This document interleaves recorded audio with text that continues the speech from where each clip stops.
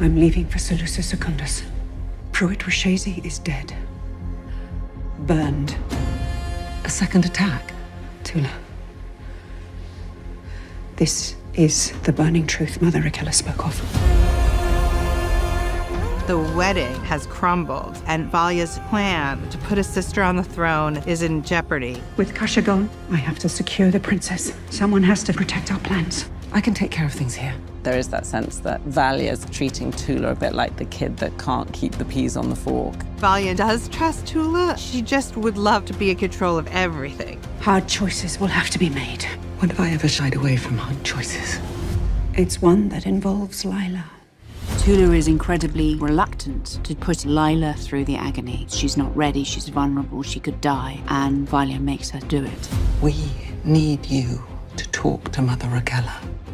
Lila's always wanted to know who her family is. She feels like a bit of an outsider. She's seen people come in to the sisterhood from these families, and they know exactly who they are. When she finds out it's Raquella, it's the highest honor, but immediately a lot of responsibility is placed on her shoulders. They're using you. Sisterhood above all, not sisters. Jen is very anti-establishment. She's very wary of someone telling her how it is. Emmeline and Jen butt heads a lot. They really come from opposing views of the world. Human life is sacred. There's no greater honor than to give it.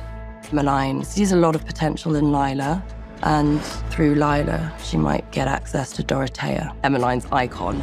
So she has a little bit of an agenda of her own. As Lila has to decide whether to undergo the agony, we learn more about the relationship she has to Tula. I used to pretend you were my mother. Well, I'll tell you a secret, so did I. Lila really looks for solace in Tula and comfort. Lila is told the only way to reunite with her mother is to go through the agony. And that's the piece that they use to make her take the big step towards it. For Lila, the agony was so far into the future, so when it's quite daunting. Chloe's an amazing actress. She wasn't afraid to go deep and touch the darkness of the emotions of the scene. She starts to think about, is this really going to be the end of my life? When she lies on that table and Tula is there, Just follow my voice. she knows that she's going to get through it. I've been waiting for you. Dorothea throws her off track. In the second episode, Desmond is still kind of a mysterious presence. You made your feelings regarding Pruitt Rashezi and the wedding very clear. Desmond's way of political operation is he's going to tell the truth about everything he does. I did not tell you to kill that boy, but you wanted me to. The Emperor wants nothing to do with that because that could get him in great trouble. This is madness. Desmond Hart starts to feel like a fanatic to him. Guards! Arrest him. There's a lot of fireworks underneath the surface of Valya and Desmond's first meeting. Did you kill Reverend Mother Kasha? I saw the corruption in her heart. The same way I see the blood trailing your every step. She is enemy number one for Desmond. Valya knows that there is a power working behind him that she hasn't discovered yet. See? But she knows if I just keep following the logic, I will find it. Thank you, Mother Superior. I think we've heard all we need to.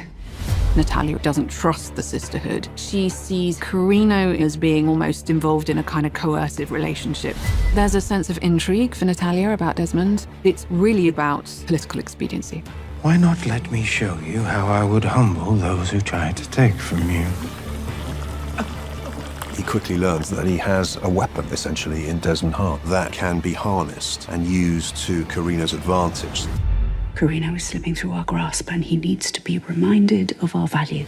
Power is very unevenly distributed, and the great houses hold significant access to spice and to wealth. Great houses are forcing the people to turn to violence to get what they need to survive. Don't doubt for a second my allegiance to the cause. The rebels want to bring down the Emperor and distribute everything fairly. Inside the middle of that rebellion resides the sisterhood. We empower the great houses to maintain order and allow rebellion to keep that power in check. The sisterhood of like having the perfect person next to you playing chess with them. They can give you all the answers, but you don't realize that they're the person you're playing chess against. When Desmond comes along, he kind of like flips the board over and he's like, new game. House Carino no longer requires your services. Valya assumes she will outmatch Desmond. Take out your blade. Drive it into your throat. Desmond is resistant to her power. I always wondered what your greatest fear would be. Now I have seen it. What is really driving Desmond is one of the central mysteries of the show, and something we'll have to explore as the series unfolds.